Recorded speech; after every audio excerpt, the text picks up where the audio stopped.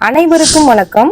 இப்போ நீங்க பார்க்க இருக்கக்கூடிய இந்த காணொளி அருள்மிகு வேயூரு தோழியம்மை உடனாகிய ஸ்ரீ உஜ்ரவனேஸ்வரர் திருக்கோயில் பத்தி தான் நாம இன்னைக்கு பார்க்க போறோம். வாங்க காணொளிக்குள் போகலாம். இந்த திருக்கோயில் மயிலாடுதுறை மாவட்டம் திருக்கடையூரிலிருந்து 7 கிலோமீட்டர் தொலைவில் அமைந்துள்ளது. இந்த திருக்கோயிலானது அமைந்திருக்கக்கூடிய தலத்தின் பெயர் திருவிலநகர். விழல் நகர் என்பது தற்காலத்தில் மருவி திருவிலநகர் என்று அழைக்கப்படுகிறது. விழல் என்றால் ஒரு வகையான தர்ப்பை புல். விழல் காட்டுக்கு நடுவில் இங்குள்ள சுவாமி சுயம்புவாக வெளிப்பட்டதால் இந்த திருத்தலமானது திருவிலநகர் என்று அழைக்கப்படுகிறது. திருஞான சம்பந்தரால் பாடல் பெற்ற தலம்.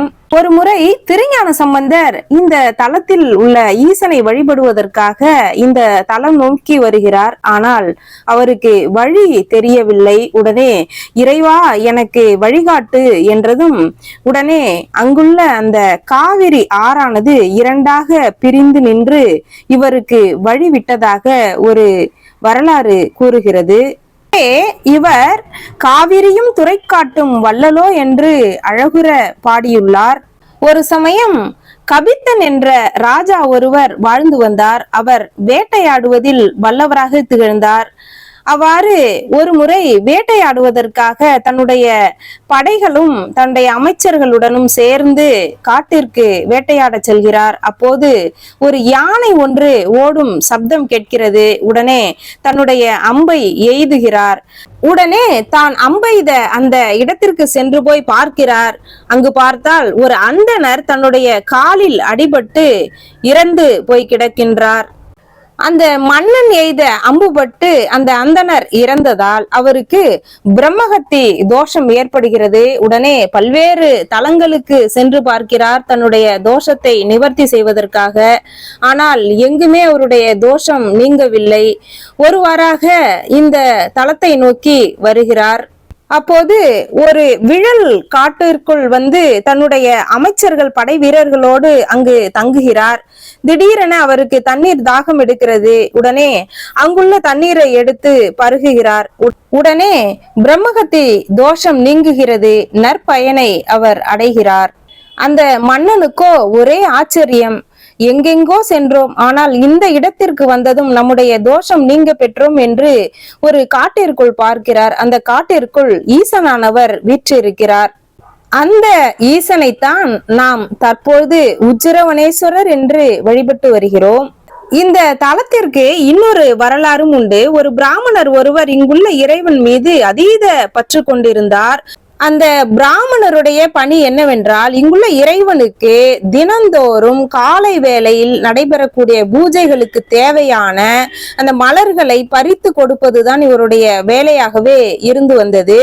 எப்போதும் போல ஒரு நாள் காலையிலேயே எழுந்து நீராடிவிட்டு பூக்களை பறிக்க செல்கிறார். திரும்பி வரும் வழியில் காவிரி ஆற்றை கடந்துதான் அந்த பூக்களை கொண்டு வர வேண்டும். அன்றைய தினம் அவர் பூக்களை பறிப்பதற்காக சென்றபோது காவிரி ஆற்றில் நீர் இல்லை. ஆனால் திரும்பி வருகையில் நீரானது கரை புரண்டு ஓடியது. காவிரி ஆற்றில் இறங்கி அந்த கரையை கடக்க முற்பட்ட போது கழுத்து வரை நீரானது வந்தது. அவருக்கு என்ன செய்வதென்றே புரியவில்லை. உடனே தன் கையில் வைத்திருந்த மலர்கூடையை துறையை நோக்கி தூக்கி வீசினார். எப்படியாவது இறைவனுக்கு அந்த மலர்கள் சென்று சேரட்டும், தன் உயிர் போனாலும் பரவாயில்லை என்று எண்ணினார். திருக்கோயிலை சென்று அடைவதற்காக படித்துறை தெரியாமல் வழி தடுமாறினார். இறைவா எனக்கு துறை தெரியவில்லையே என்று மனம் வருந்தினார். உடனே இறைவன் அங்கு அவருக்கு காட்சியளித்து துறையை காட்டி அருளினார். ஆகவே இங்குள்ள இறைவனின் பெயர் துறை காட்டும் வள்ளலார் என்று அழைக்கப்படுகிறார்.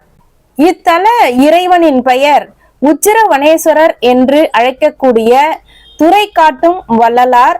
இங்குள்ள இறைவியின் பெயர் ஸ்ரீ வேயூரு தோழியம்மை. இந்த தலத்திலே விநாயகர், சுப்பிரமணியர், பிரம்மன், துர்க்கை, நவகிரகங்கள் என்று சந்நிதிகள் பல உள்ளன. ஆகவே இந்த தலமானது தீராத வினைகள் அனைத்தையும் தீர்க்கும் ஒரு தலமாக உள்ளது. இத்தலத்தின் தீர்த்தம் காவிரி மெய்ஞானம் பொய்கை தீர்த்தம். சுயம்புவாக தோன்றிய ஈசனை வணங்கி நலம் பல பெறுவோம். நன்றி.